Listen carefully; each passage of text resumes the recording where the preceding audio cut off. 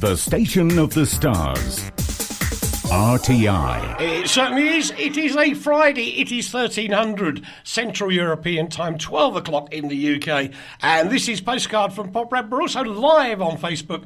We've got that one fixed for a change, which is rather a miracle. Hi, I'm Eric Wiltsher at the base of the glorious Tatras Mountains, bathed in sunshine and having a ball.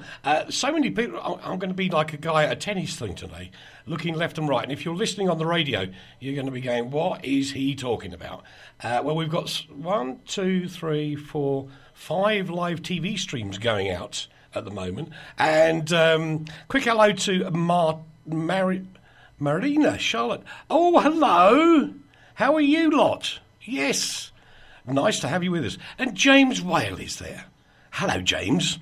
Blimey, I haven't spoken to you for such a long time since I think it was when you were on the telly. Good grief. Dave's in the house and Leigh's in the house. Hello, Leigh. How would you do? How are you? I'm very well, thank you. I've got ever such a lot to tell you. Have you? Things that have happened. Right.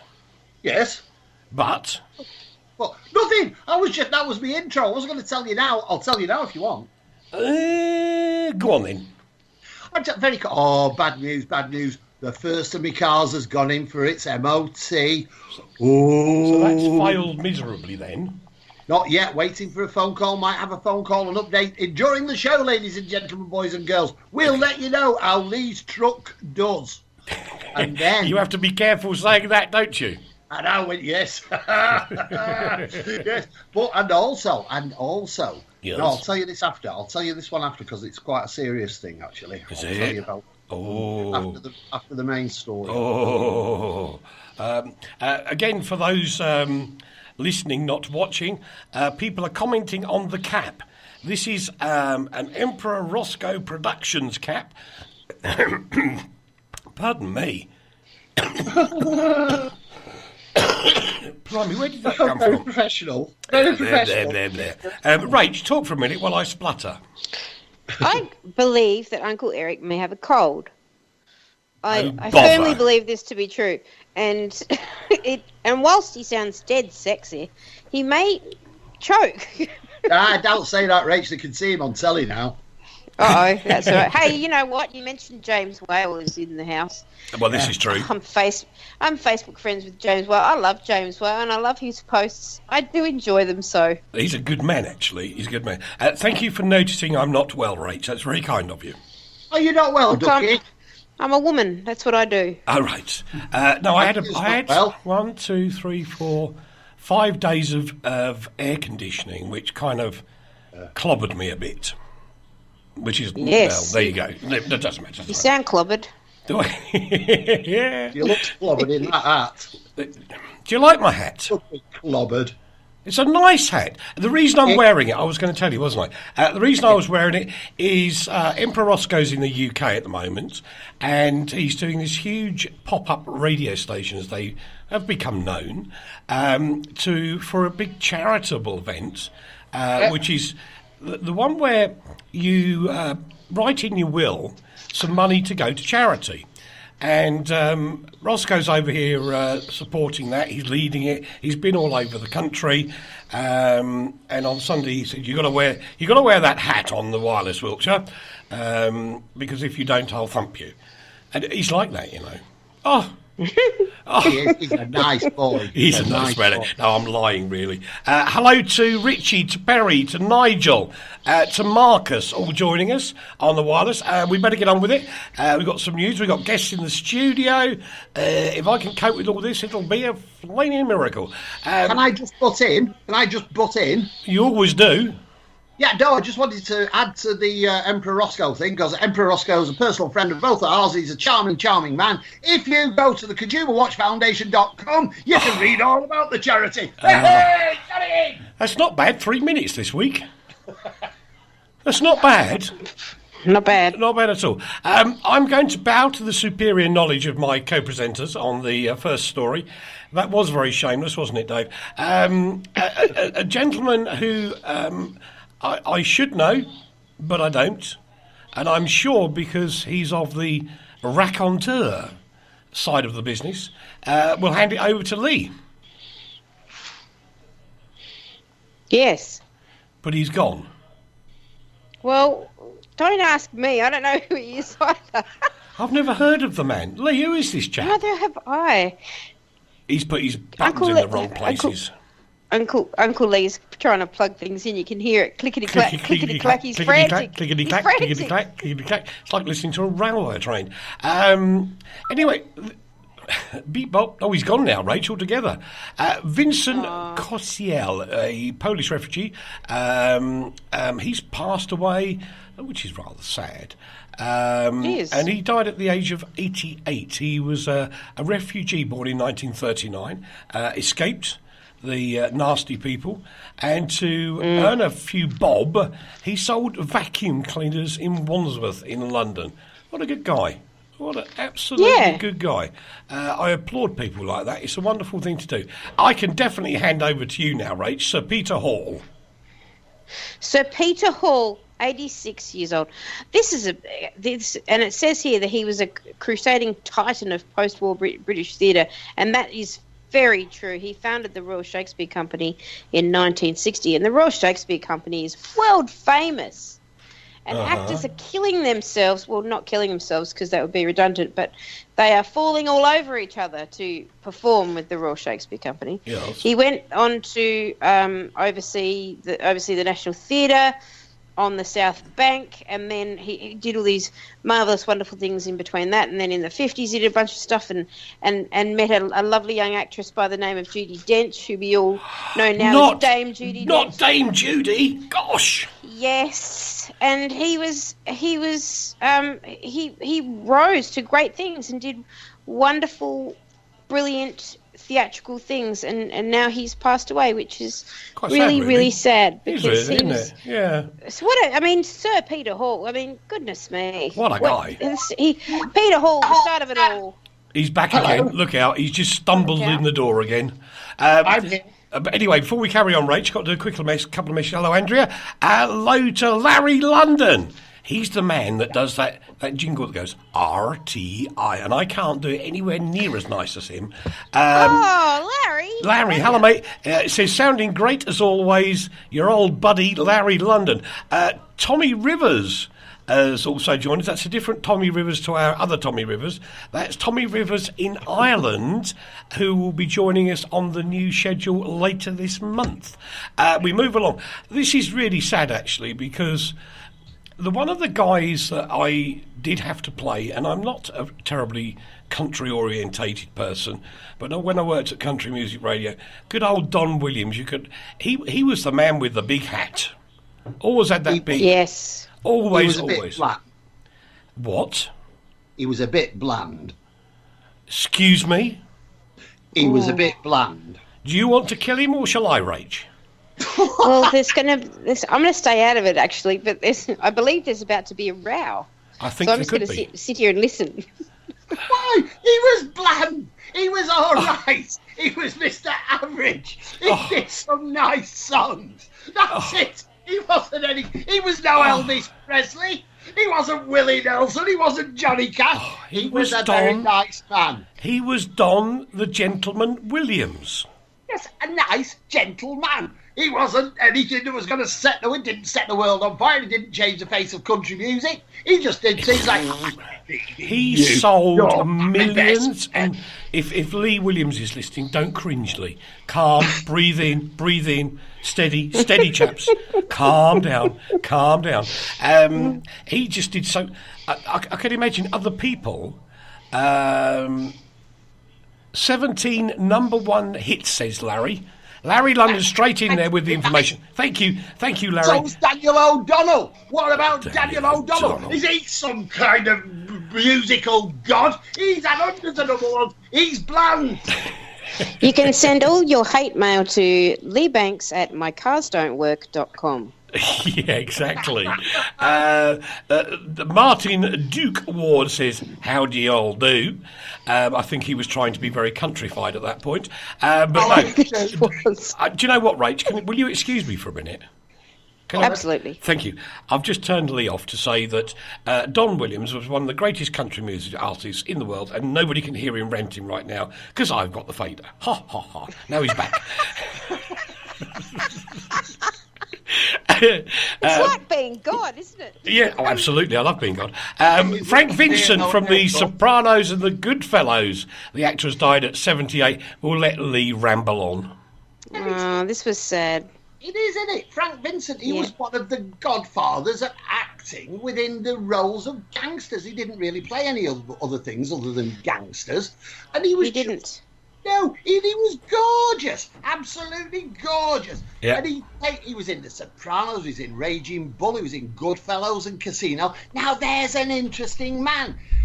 Don Williams wasn't very interesting. I've turned him off again. That's it. He's gone. Everybody knows. He can't hear it, but I've just turned him off again. That's better. You're on again now. Why don't let's say out of respect for Frank Vincent, we leave Don Williams out of it. I think so. Yeah, Right, boys and girls. Very interesting, Don Williams. We are going to have to be serious for a minute because I'm getting reports now through that they are considering this to be a terrorist attack.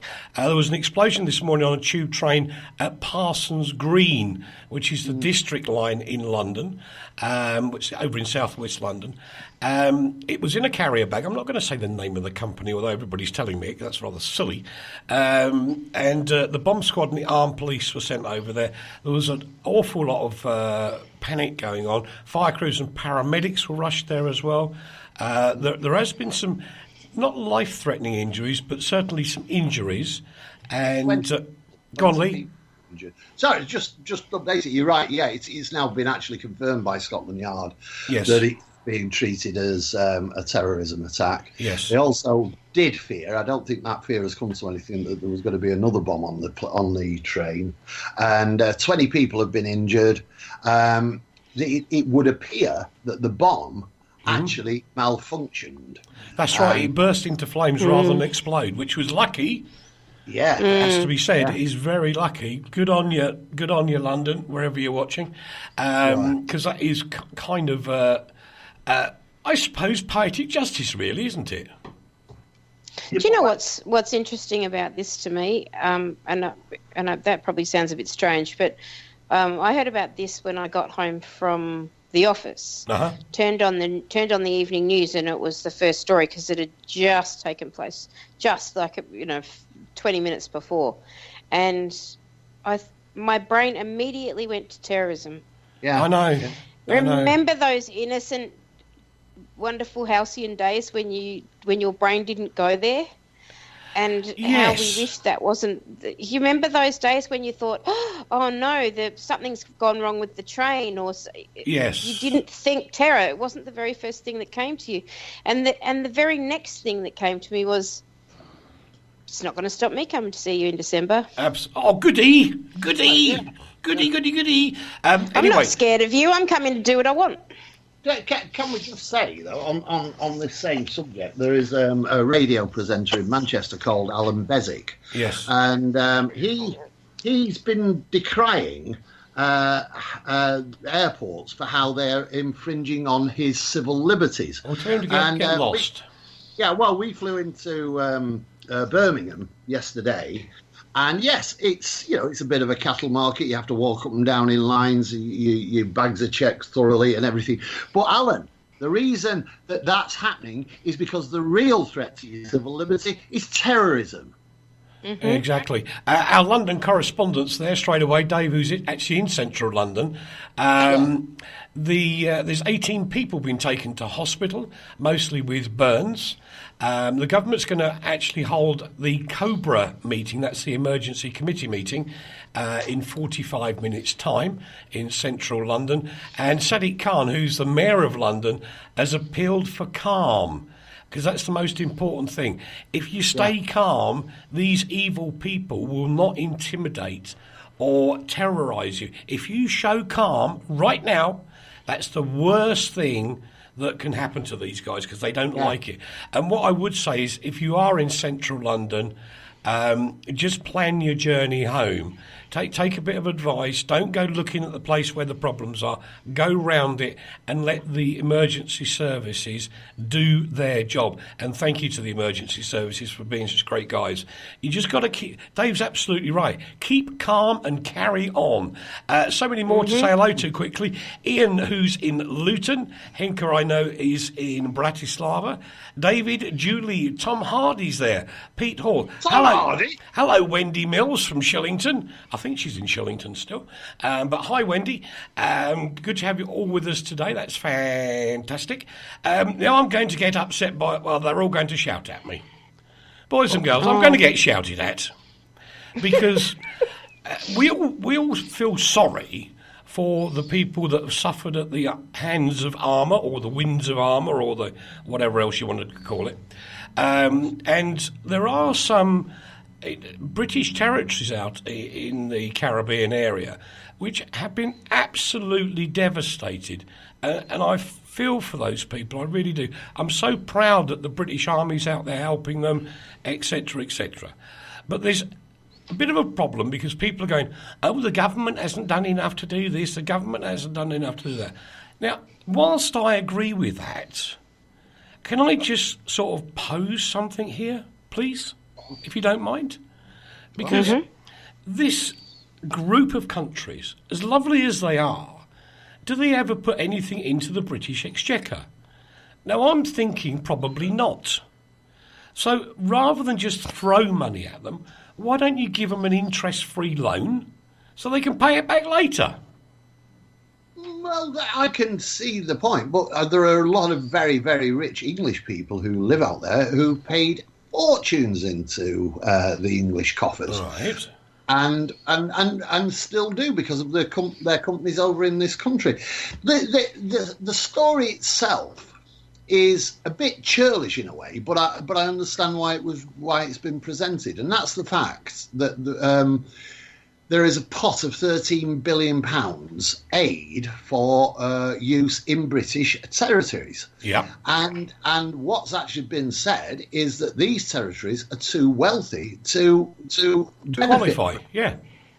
But there again, Leigh, if you look at it, that it's a tiny proportion of people out there that have got money. Yes. I would suspect 95% plus have absolutely nothing. Absolutely. That's the point of the story. You're quite 100% right. And what is annoying people, I'm not saying it's annoying to me particularly, but it is annoying people that we are, the people who are eligible for this aid are North Korea. They can have aid offers. Don't start me. China, one of the wealthiest countries in the world. India, one of the biggest booming... who actually did a space mission recently. Exactly. Now, they're eligible. They're eligible. This same foundation has given a public health foundation in India £121,000 to explore how schools could reduce the consumption of sugary drinks. But they won't give any money to these people because rich people live there. I know. It's ridiculous. Wrong. It is ridiculous. Anyway, Mike Summers has just joined us. Now, if you have not seen Mike Summers, you should go. Where have you been? He's see if you can work this one out, Leigh. He's a big guy, and he goes by the name of Mike Buster Summers. Right. See if you can I know him. Guess where his music is influenced by, or from whom? Don Williams. Ska, yes. Ska. Yes, he's a ska man. He's a ska man. Nice to have you with Terry Ingram, Chris Rumbold, and Mike says, hi, guys. Do you think, Mike, do you think Rachel's a guy? Mike. Mike. He didn't know I was here. I was being quiet. Ah, okay. She's my kind of Because I was just thinking that Rachel's got bits that me and Leigh don't have. You do. You have them. No, mine are shrinking. Like good taste, really. Absolutely good taste. We've got time for a couple of more stories before the break. And I used to love this guy playing the sitar. Sitar owned by and played by George Harrison is going to be auctioned in the US of A. It was actually purchased in 1965 in Oxford Street, and it was used on the recording of Norwegian Wood. Oh my word! May I ask a question? No, I've just had one of those moments again. Have you, dear? Ooh, Yes. Eric. I know, Mike. I know Mike's just asking why he can't see Rachel. Rachel's in Australia, Mike, and we haven't hooked up the cameras to the cameras And yet. it's night time, so it's dark. It's night time and it's dark. Actually, Mike, don't tell her that you know this. She's actually laying on her bed in her pyjamas doing it. But that's I'm on the couch in my pyjamas. Leave me alone. We'll try and get Leigh and Rach hooked in at some time in the future. We have the technology, but we're just going to take it nice and slowly. Anyway, this guitar's going up for grabs, and it's going to... The bidding for the sitar will begin on the 28th of September. It's only going to start at $50,000, which I don't understand. Well, it's a sitar. No, hang on a minute. I want to go straight back to the Warhol painting. I really do. You're going to chastise me now, aren't you? I am going to chastise you yet again. Every time something goes up for auction, I bring you back to Andy the Warhol. Warhol. And I say to you, people who are collectors of certain things will pay extraordinary amounts of money for something that means something to them. Right. Just because you don't like it doesn't mean it doesn't mean something to them. And lots of people... But I'm still going to take them them to the vets, Rach, if they go and spend money on Andy Warhol pictures. Well, see, I would do the same for anything associated with the Beatles. And I would do anything for the same. I have a Bob Dylan Zippo lighter. Cost me a fortune. Excuse me, any Beatles fans? Rachel Brunsden, Melbourne, Australia. We are not responsible for the previous comments. Beatles.com.au. And by the way, Rach, Mike says he's joining him because he's laying in his PJs on the couch as well. But is it night time where Mike is? Because he might be ill. No, I think... well, he's typically... I'll see if I can guess this one right. Mike's either normally in Spain or the UK. Thanks, Mike. Mike's saying, it's only rich people that waste their money on junk. It depends what you mean by junk. Well... it's lunchtime where Mike is, so I'm presuming he's in Europe somewhere. He's a rich person lying around in his jammies. I bet he's going to bid on that sitar. Yeah, I bet he's going to put a bid in quietly. One of China's biggest Bitcoin exchanges, Yabu Ha Sucks, has said it will stop trading after a government warning over virtual currencies. I have one word to say on this story. Eureka! Okay. I cannot abide Bitcoin. I don't believe in Bitcoin. People have been arrested who trade in Bitcoin. The whole thing, I mean, I get the idea. Bitcoin is rather like going back several million years and bartering with coins. I get it. Well, that's what we do anyway. It's something you use to facilitate paying your drug dealer. Yes. all sorts of shady enterprises like that. That's what you do with ordinary money as well. No. Of course you do. That's what a load of rubbish. The simple fact is, Bitcoin is a very, very good thing. I'm not saying that it's working. Excuse me? It's in its infancy. Oh, gosh. But we have a failing economic society. The fiscal society is failing. I get it. We need another way of buying and selling and bartering. We need... Right, I get it, Leigh. Leigh, I get it. I get it. Thank you. Now I understand. What we should do is dump the failing regulated system and just introduce a completely unregulated system that all the criminals can work with. That's a great idea. How can the criminals not work with the ordinary currency? What a load of rubbish again! That's how people make money because it's money. So much yelling. I know. Mike says Bitcoin, not being funny, but I'm still trying to get used to the new £1 coin. Ho, ho, ho. I like that, Mike. Well done. It's amazing, actually. We've got all these celebrities around, and I'm going to do a celebrity story. BBC stars should be allowed to hide their massive salaries, says the new chairman, as he backs a secrecy loophole. Now, this is Sir David Clementi. It's his first public speech as the chairman of the BBC. And do you know what? I flaming agree with him. I do too. So Yep. do I. Oh, well, that's the end of that story then, isn't it? John Q. Citizen walking down the street doesn't have to reveal his salary to anybody. What makes these people any different? That's right. Well, there is a call. There is a call from the press to keep it going. No, the press has called. No. He's off now. He's off. Oh, Eric, what have you done? I don't know. Sorry, Rach. There was a government call which was reported in the press, and the salaries were revealed, which was reported in the press. What the call in the press now is that, yes, the BBC stars should be allowed to keep their salaries secret, but the BBC should be forced to say how much it is actually spending on wages. Well, if they do a combined figure, that's fine. Well, they can break it down into news, they can break it down into television, they can break it down into radio, they can break it down into all sorts of things. And there is a comparison to be made on what is being spent of our money, our bitcoins. Yeah, BBC should be forced to pay people in bitcoins. Yeah, bitcoins. I agree, Dave. The currency of hackers. I totally agree, which is really good.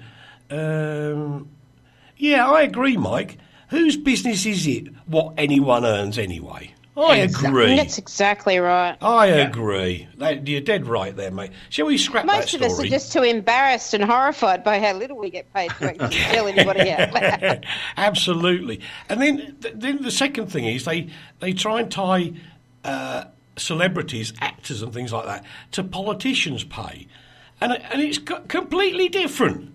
It's not in the same world. Apples and oranges. I know. It's different, but you've got to have a barometer. You've got to have a benchmark.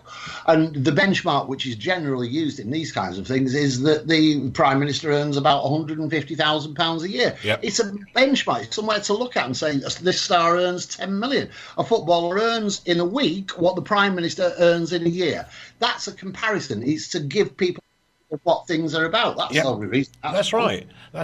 And the trouble is, comment from Dave here saying, if the BBC have to tell everyone how much they pay the celebrities, how long will it be before ITV and Sky steal the stars? Well, the fact is, Dave, they've already started doing it.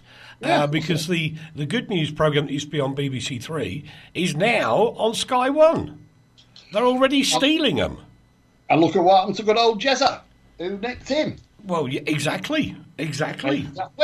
Right, I think the next subject is going to cause a little bit of animosity from a certain person who's now not languishing in the sun, therefore is grumpy in England.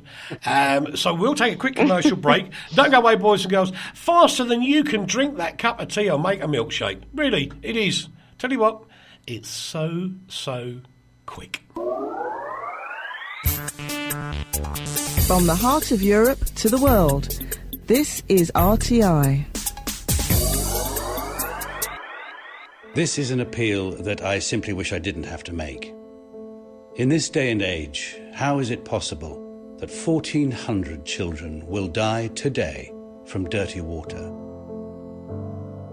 That children like Elodie have to drink dirty water from rivers and swamps, risking their lives. Right now, you can help save a child's life. Text the word water to 70080 to give WaterAid £3. WaterAid has the expertise to install pipes, pumps and taps that will bring clean water to children at risk. They just need your support. In the next minute, dirty water will kill another child like Elodie. So please, don't wait to save a child's life. Text WATER to 70080 now to give WaterAid £3. Thank you. If your dream holiday is 2 hours from the UK, perfect for children and teenagers, young couples and the older visitor, ideal for the physically active and for those who just want to unwind, Aqua City is the destination for you. Described by the Travel Channel as the place that will soon be on everybody's lips, be ahead of the crowd and the envy of your friends, but still enjoy a home from home. Come to Aqua City Poprad, the world's leading green resort. From the heart of the earth to the world, RTI. Welcome back to part 2 of Postcard from Poprad. Very quickly, the only earners we need to know about are those who our taxes pay towards. Some would argue with you there, Mike, that the television licence in the UK is actually a tax. There are self-presented people at NHS England have confirmed that 22 people are being treated in hospital following the explosion. Paramedics took 18 patients to hospital, whilst 4 self-presented. That's Dave in London, keeping us up to speed on that one as well, which is really cool of him. Thank you very much indeed. Leigh and I and Rachel are still here in the house, as it was. Hello, Alan. And Ray Collins has just joined us as well. Gosh. The Attorney General is calling for a call for evidence to assess whether changes need to be made to protect against a trial by social media. Now, if you don't follow that, boys and girls, what seems to be going on is some people, and I'm sure some of them do it innocently, they become a jury member. They go on to Facebook and Twitter and things and go blah, blah, blah, blah, blah about the whole trial that's going on, at which point it starts to become a trial by social media with people going, well, we know that Leigh Banks stole a £5 note. He had to. And it was only because the lovely Rachel Brunsden knee tackled him and pulled him to the ground that the shop didn't get robbed. I mean, it's the way it is. If you ever saw what the two of us looked like standing next to each other, you'd know how ludicrous that was. Well, that's why I went for Rach. That's why I went for the knees. I thought the knees might be right. Yes, you're right. Yeah, so anyway, what they're going to do is this guy's going to have an inquiry. Oh, marvellous. Just to find out what goes on. Well, we know that already. And enable guidelines to be given out and to say to people that if you go on social media and you're in a court, you're actually in breach of court. It is contempt. Contempt, sorry. Court, yeah, it's not only people who are in court; it's people who go on social media anyway and condemn people for crimes that they've been accused of, and there has been no trial. How many times do you see people attacking other people on social media for things they may or may not have done? Correct. And it's absolutely shameful. That doesn't really need an inquiry, does it? Because the laws are very, very straightforward. But I don't think, Leigh, I'm going to be slightly defensive of people here in general. We're slightly different, and I'm not saying I'm any better than anybody else. I really am not. But we're slightly different in that we were trained in what's right and wrong to report or present from a court hearing. Yeah. If stuff goes into camera, we automatically know something's happening. Now, if you say to other people it's going into camera, they say, "Oh, can I take pictures then?" And it's logical because it is. In camera doesn't mean hiding away to people. It means I can take my smartphone in and take pictures. Because once social media became this voice of the people. It opened up a lot of good things, but it also opened up a lot of cans of worms. Sure. And really, people should, if they're going to use social media, they should adhere to certain rules. But they don't know what the rules are, Leigh. But then that's the fact that places like Facebook and Twitter and other forms of social media. Whoa. How many people... OK, so let's say Facebook have an education session. Yes. Fair enough. Which law do they use? That's something, you can't, it doesn't matter. It doesn't really matter. They have different laws in different lands, and Facebook's in all those lands. So it can't coach people. That's the problem. And the laws, that the laws in America about reporting in court are very, very different to those of the UK and Slovakia as it goes. They're all very different laws. But quick, everybody, help me. Don't tell anybody that I was eating sweeties earlier, will you? No. No, I wasn't, was I? No, you weren't. Allegedly. Allegedly. Yeah, because unfortunately, Mrs. Wiltshire has joined Facebook. Oh dear. So he was eating sweeties. I wasn't. I was not eating sweeties. Honestly, I wasn't. No, I wasn't. It's red. It's red. And I've got no sugar. You see, and Gaby's just said I've got no sugar in my coffee. I'm a little perfect angel today. Should be an angel. What, dead? Thank you very much. Oh, wow. That's not nice, is he? When you're not well. Anyway, we all kind of agree on that last subject, but now we're going to cross down to Melbourne itself for our. Why is Dave saying angel with lots of question marks behind it, referring to me? I am an angel. No idea. Can you see the halo above my head? Nobody's seen it's rusted and tilted and rotten. It's strangling me at the moment. I know. Thank you very much. It's Give me a necklace. Break. Because it's seen your bingo wings. Thank you. I will just now play a jingle to make everybody happy. Stand quiet for a moment, people. Eric, give me a break. There you go. Even Mr. Roscoe agrees as well. Eric, give me a break indeed, thank you. Anyway, we go down to Melbourne now to our official Melbourne correspondent and senior expert of everything. What other title can we give? Senior news reporter, editor-in-chief of Melbourne. I'd like to claim the entire Southern Hemisphere. Well, you can have that if you like. Yeah, do that as well. Big Barney about Australia Day coming up. What's going on, Rach? Oh, it's just getting worse and worse and worse. A third council in Melbourne has voted to scrap our Australia Day celebrations out of respect to the Aboriginal and Torres Strait Islander peoples. Do you remember a few weeks ago we were talking about the statues and the plaques of Captain Cook? And Captain Cook came over and discovered Australia, but it was already discovered by the people who already lived here. So we were talking about... we were talking about how they should change the wording of the plaque and say it was inhabited by Captain Cook or something. I don't know what they're going to say. But so January 26th is Australia Day, and it's a public holiday, and we celebrate everything it is to be Australian. So, a fair go, mateship, diversity, all that kind of thing. But the Aboriginal people, or actually mostly a lot of white people speaking on behalf of Aboriginal people, call it Invasion Day.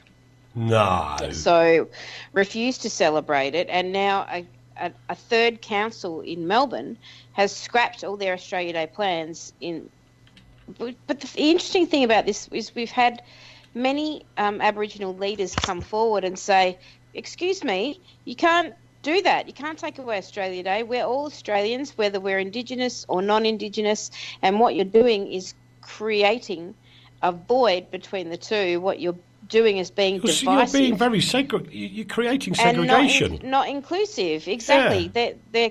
And actually, it's many of the people that complain about these things and want them changed are people who are themselves immigrants or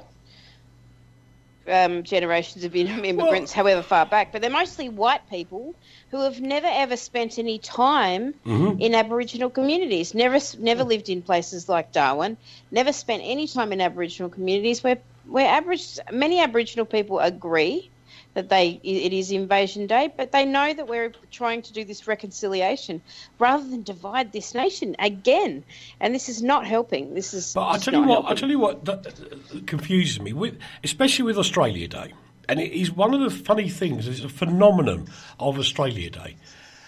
It travels round the world. It's one of those days. Leigh, what are you drinking? wasn't drinking anything. Somebody was. But It was wasn't me. It was just some water. It was that naughty Rachel. See, I want a public apology. A public apology. I just apologise. Well, don't worry about it. Anyway, Australia Day. It's one of the biggest marketing tools that Australia has. The minute every TV channel around the world, or nearly every TV channel around the world, or at least country, has something to do with Australia Day on the day of Australia Day. Therefore, promoting Australia, creating wealth, creating jobs, creating business. Why would you want to kill something like that? Absolutely. I mean, I know that in more recent times, it's become an inclusive thing, and Aboriginal people will come together with non-Aboriginal people and celebrate what a great country we live in, and how it's all about freedom and a fair go and mates and all that sort of stuff. Yeah. The sort of credo that Australians live by, and if they continue to do this, it wedges a divide between the two, and that's not what we're trying to accomplish. All right. I've got an official message from Mike again. It says, a little of what you like does you good. So you enjoy a sweet or two, Eric. Thank you, Mike. You can now argue with Mrs. Wiltsher, who's just a little bit higher up the thread than you, and she will probably give you a cyber slap because she's like that. We carry on with Rachel in some ways here, because she's also our official science correspondent as well, who loves space technology. I bet if I said to you, I've got a ticket for to go on the Virgin thingamajiggy to go into space. I bet you wouldn't. I said, you've got to go right now in the middle of the night to get there in time. You wouldn't even phone your boss to tell him that you were going. I wouldn't even take time to grab a toothbrush. I'd just run out the door in my jammies like I am. The US-led Cassidy probe, the one that was off to Saturn, has just actually, looking at the clock, it's just 20 minutes. It's just about. While I'm talking to you, I'm watching NASA TV. It's about to yes, blow I up. have NASA TV. I'm that big a geek that I've got NASA TV. It's our geek girl. I must have it. This is so important. This probe has been so important. They started building it 30 years ago. This probe has been many people's whole life. Before you get into the story, can I just... this is a super comment from Mike, actually, about Australia Day. Nothing wrong with celebrating your country or culture. So about time we made St George's Day a public holiday as well. Well said, Mike. Well said that, man. I tell you Absolutely. what, today here, not as in a national day, it's a religious day today in Slovakia, and therefore it's a holiday day or free day, call it what you will. But they have, even on the day where the Constitution was signed in, which was a couple of weeks ago, that was a national holiday in Slovakia. The other thing I'm going to share with British people is that there is nothing wrong with sticking the Slovak flag up on a pole and sticking it in your front garden or on your roof or wherever you want to put it. They do not object to it. And the funny thing is, they let Eric get away with murder because when England are playing football, I tend to ride around with a Union Jack on my car, and then most of the time they laugh at me and go, "Oh, they lost again, Eric." Yep. Never mind, eh? Can't win them all. Back to Saturn. Oh, I was all excited, and now I have to get re-excited. How could I possibly do that when my excitement is maintained when we're talking about all things space? This probe was started being built 30 years ago. It was completed in 1997. It was launched on October the 15th, 1997. It took 7 years to get to Saturn because it's really far away. It has only had time to orbit Saturn once because that's how massive it is. But the data that's come back from this probe is considering the technology that was available in 1997, and it's lasted this long, and the quality of data that it's been able to send back is astonishing. So in about 20 minutes, it's due to hit Saturn's atmosphere, and they'll stop receiving data because as it closes in on the atmosphere, the antenna will actually get pushed away from the Earth. Now, funnily enough, and we're so awesome in Australia, it's only visible in the night sky in Australia now. So we are getting all the data. Our deep space. That's up in the outback somewhere, CSIRO isn't it? people. Yeah, and it's in the ACT, the Australian Capital Territory, between Sydney and Canberra. So it's out there, and we get the data because we're the only ones who can capture it, considering where it is currently placed in relation to the Earth. Sure. But this probe has been so magnificently phenomenal. Wonderful, and all that. Yep. It really has, and they've got to now. They're building, really cool things that go into deep space. But Saturn's got moons, and it's got these fantastic rings, and it's all this stuff that they've discovered. And don't forget about the icy water. Well, there's the icy water on that planet, but also on Titan. And because of Titan, they were able to save the rocket fuel that they had put inside the probe, because they were able to, when they discovered Titan was there, they were able to use the gravitational slingshot to capture all these other data, which saved them years worth of fuel. Absolutely. So it's lasted way longer than they thought it would. And in about 15 minutes, it's going to hit the atmosphere of Saturn, and we'll get the last of the data, and that'll be the end of an era. Oh no! So nobody's going to see it hit, though, is it? Are they? No, they might. The cameras won't be on for the plunge because they would have burnt up. But they'll still get data before that. Yeah, you would still get a rumble from a deep space capture system anyway, because there would be the rumble of the breaking up. So they would get some kind of trail. Yeah, they would get some kind of trail from it. They'd be able to actually recreate a picture of it from audio signals and radio signals. Well, they can do that anyway now, Leigh. Well, that's what I mean. So we could possibly actually get a picture of it. Yes. Oh, they'll do a rendition. A rendition? What, are they going to sing to it? No. Yes. Well, they'll render the images from the data they collect. We're going to dive on because we've got lots more to get in 15 minutes. I thought we'd take okay, we're here. Rachel. Yes. Have you ever felt betrumped? Only after the US election. Have you ever sorry? No. Or have you ever acted like a right Sillytonian? Oh, all the time. Or maybe, are you a bit of a percher?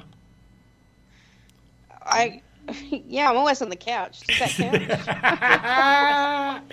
It does a bit, doesn't it? Well, these are words that have fallen out of the English language. But they haven't. It's just not true. No, it isn't. People still use the phrase or the words hogger-mugger to mean concealment and secrecy. I am a grammarian. I know these. Slugabed is still used. This story's a load of rubbish. Since when has anybody used ambidexter? I use it all the time. One who takes bribes from both sides. I accuse people of being an ambidexter often. Okay, right. I don't know any of these words, Uncle Leigh. You'll have to school me. A coney catch. A coney catch? No, that isn't one that's in general usage. But in Coney Island, it is something that is said on a regular basis. Right, yes. Okay, so this is the vernacular of local places. These are provincial things. They are. I think they're very parochial. I think they're parochial. They are. I think they're parochial. Hello, Chris Dannett. And probably Jackie as well. I mean, who the heck has ever said quicksalver? Who? Quicksalver. Oh, quicksalver, that means a person who dishonestly claims knowledge or a skill in medicine, a peddler or a false cure. Yeah, but that's because you're very clever and can read the script. Okay. I was thinking the same thing. Even I know what it means when I say it like that after I've read it. A silly or gullible person, one considered as belonging to a notional sect of such people, a Sillytonian. Yes. That is used. Like, rousy bowsy, boisterous drunkard. That's actually something that people say. Peacock size, I've heard that said about you. And it's funny that be Trump means to deceive, cheat, elude, and slip from. Right. I'm going to charge you ear rent. Absolutely. Yes, I agree with that. We should definitely charge you ear rent. And when have you ever had anybody go waste heart? Never. It was said to me this morning as I woke up. The glorious Andrew looked at me and said, "Hello, waistcoat." Now, I mean, how ridiculous is this? The word teen, T-E-E-N, to vex, irritate, annoy, anger, enrage, to inflict suffering upon somebody. Teen. I know teens do that because that's what they do when they get to 13. They go, Yes. ugh. That's the only conversation you can have with ugh. And that's about it, really. It gets worse. Does it? Yeah. Fumish, say that. Mike's really boiling today. He's as hot as rock. It all sounds gobbledygook to me. Ho. I've heard of that. What's gobbledygook mean? Yeah, I knew he was going to do I that, say mate. that all the time. Well, gobbledygook. Well, apparently, our favourite word is really doing well in Australia. Numpty. Numpty, yeah. Everybody's using it. I'm going to have to find a new word now. Yeah. The words are, we need a new word. Right. I called somebody a numpty in the office today. Did you get away with it? They thought I was giving them a compliment, and I just laughed and laughed, and they left my office. Right. I thought, and then I said it again when they left. I went, you numpty. You numpty. This just goes to prove my point that all lovies in this museum-type world that we live in are completely bonkers.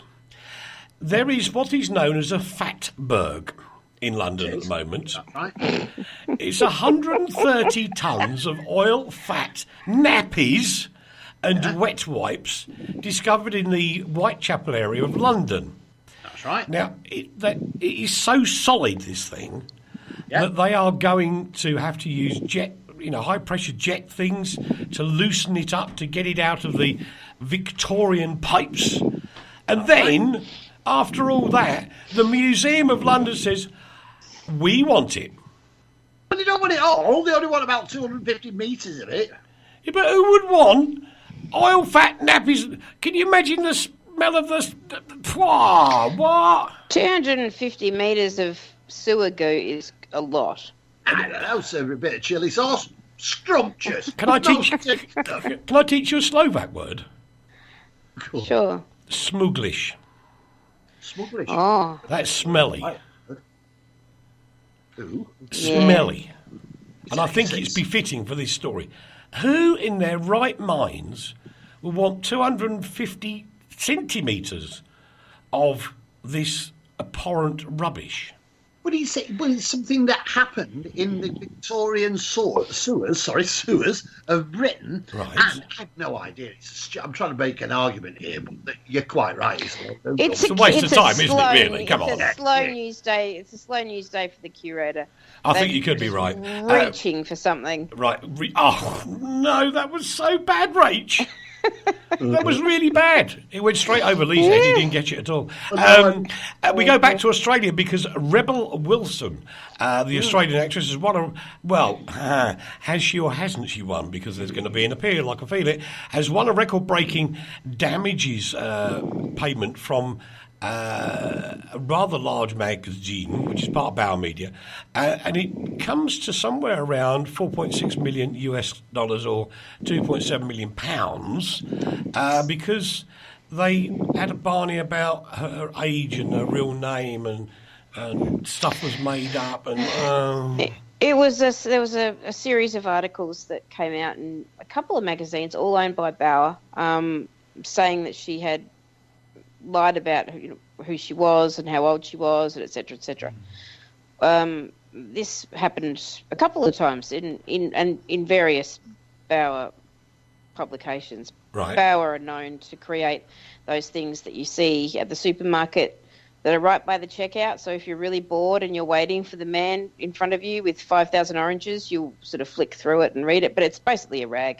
Right. And they have these stupid publishers who will just not fact-check things and will publish things that are completely untrue. So that was proven to be the case. And she had lost a lot of work as a result of it. She was supposed to be a voice in the new Kung Fu Panda movie, right, and they declined. They're really funny about that, the studios now. If you're caught fibbing, they won't have you on the set. No, especially if it's anything to do with children's Yeah, films, yeah. because it tarnishes their good name of squeaky clean. So basically, what's happened is this story has gone out. Other people have done it and won against Bauer, but nobody's won this much before. He's record breaking, though. It is, and it could spell the end of Bauer if they don't pull their head in. It really could. It could ruin them. But all they need to do is a bit of, stand upright journalism, like Uncle Leigh would do, and fact check their stuff before they print it. Well, you see, it's a difficult thing to say, isn't it? Because really, how do we know that they didn't check the stuff? And there is, like Eric says, there's going to be an appeal about it. It's, we just don't really know. Is it really defamation within the celebrity world to question somebody over? Leigh, in that world, if it's I would cost say them yes. money, then it is. I was going to say if it's cost them money, which she claims it has, but it does seem a phenomenal amount of money to settle. Leigh, you're missing something. You're missing something. I'm going to try and help you because you're talking about getting sacked from DreamWorks. Now DreamWorks don't even start without 8 figures in the loop. I didn't. So I rest your case. But see, the thing about it, if people object to these kind of tabloid magazines, the way to object is to not buy them. Exactly. And not read them and not be part of that circle, but not be part of that community. So don't let that into your life, and then you're right. But they can't just go up. They can't just make things up and then just go after people. And many magazines have done it, and many people have sued many magazines and won. And I think, in her case, she really did have a case. There were several jobs that she lost, and the DreamWorks one was one of them. And there was another one. Huge. The other one was another DreamWorks one was Trolls. She lost a job on that as well. Yep. So, and to be honest, Rach, and I don't mean third world countries. I mean, a lot of countries which are considered to be in the second come first world, if you like. The money she would have earned from working at DreamWorks is probably more than some people earn in their lifetime. It's ridiculously large. Exactly. She's a big star now, and she can command really large salaries. So it costs her work, and it's also she's made out to be a liar in these articles, and clearly that wasn't true, and they had to be brought to task, and they were, and so I mean, of course they're going to appeal. That's the first thing they're going to do. But we'll see what happens. I mean, good on her, I say. Well, because we've only got a couple of minutes left, literally a couple of minutes, I thought I'd leave this one to the end because I know what's going to happen. Yes, no, yes, no, yes, no. That's all we're going to get from me and Rach. Yes, no, yes, no, yes, no. Because the new iPhone's out. I've left the story to the end so she doesn't chastise me too much. Pause. You just don't like fruit. You hate fruit and you love sweeties. That's true. Little thing to say. That's true. And I'm pausing. You're a fruit hater. I'm pausing for Leigh to get a plug in, and he doesn't. Well, if anybody's interested in this new iPhone X, which is actually one of the worst things ever perpetrated on society, then go to ConsumerWatchFoundation.com and read Mr. Eric Norman Wiltsher's article, which is fascinating about and biased. No. I'm absolutely biased. Okay. Very truthful. Rach, can I just ask you a question? No. Please. I'm not talking to you. Oh, please. Yeah, all right. Okay. There was a big thing at the launch. I don't mean the screw up with the face recognition not working. But after that, they made a big thing about... At least they don't blow up. Wireless charging your phone. It's on a mat. Yeah, wireless charging. Yeah, and I've got one of those already. Yeah, I had one when I had my iPhone 3. It's just you don't have to do it with the cover. No, but I don't do that with mine. When I walk in the office in the morning, I put my phone on the little white thing, and it charges it up for me. It has done for about 4 years. So that's like what sort of phone do you have? Samsung. It's a charger. They blow up. No, they don't. Yeah, they catch on fire and blow up. Read the news. Is it a charger? Is that what charges it? What? I would like to send an invitation to the good people of Apple to send me one of these phones, and I'll tell you what it's all about. Oh, right. Okay, yeah, right. And I want one. Do you? No, I don't really. I just thought I'd join in this conversation because I've not said anything for ages. Well, yeah, I quite agree. But anyway, oh my It's lord, about to hit- it's about boys to and hit girls, the atmosphere of Saturn. has it hit? Has he done it? Yep. Okay, say goodbye, Rach, Goodbye, Rach. and goodbye to the dying satellite. Or should we call it the sleeping satellite? It's not sleeping, it's exploding. Come on, Sooty, time to say goodbye. No, I did it once and you just talked over it, so I'm not doing it again. Oh, go I'll on. just say, bye-bye, everybody. Bye-bye. Thank you very much indeed for your company, boys and girls. We'll see you same place, same channel, same TV thing, whatever, next week. Coming up next on RTI, it's the wonderful Steve Bishop. Thank you to everybody for your contributions today. You're wonderful folks. We'll see you all again very, very soon. And just be nice to each other. It's a great way to live your life. It really is. From the heart of Europe to the world, this is RTI.